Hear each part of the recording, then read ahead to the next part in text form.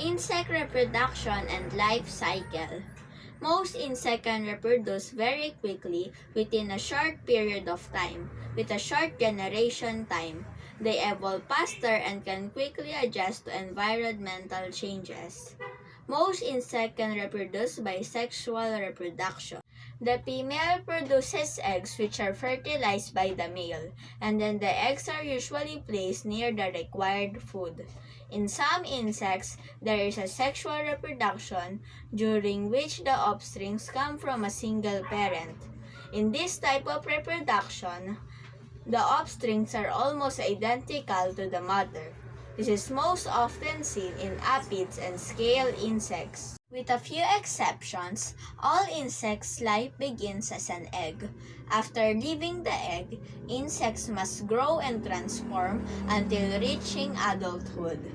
Only the adult insect can mate and reproduce. The physical transformation of an insect from one stage of its life cycle to another is known as metamorphosis.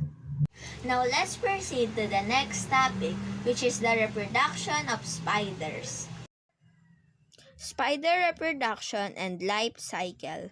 Spiders reproduce sexually and fertilization is internal, but indirect. In other words, the sperm is not inserted into the female's body by the male's genitals, but by the intermediate stage.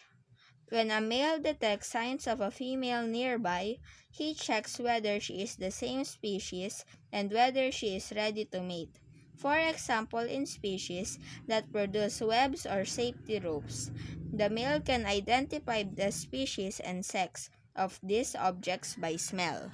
Spiders generally use elaborate courtship rituals to prevent the large females from eating the small males before fertilization, except where the male is so much smaller that he is not worth eating.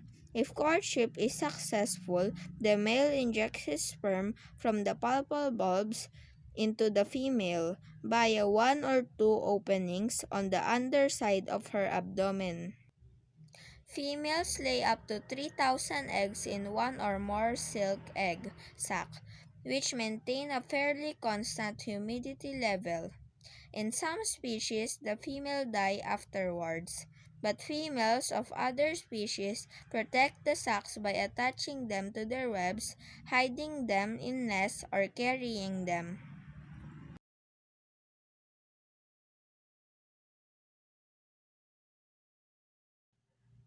Baby spiders pass all their larval stages inside the egg sac and emerge as spiderlings, very small and sexually immature, but similar in shape to adults. Like other arthropods, spiders have to molt to grow, as their cuticle cannot stretch. Most spiders live for only 1 to 2 years, although some tarantulas can live in captivity for over 20 years. And that ends our lesson. Hope you enjoy watching. Thank you!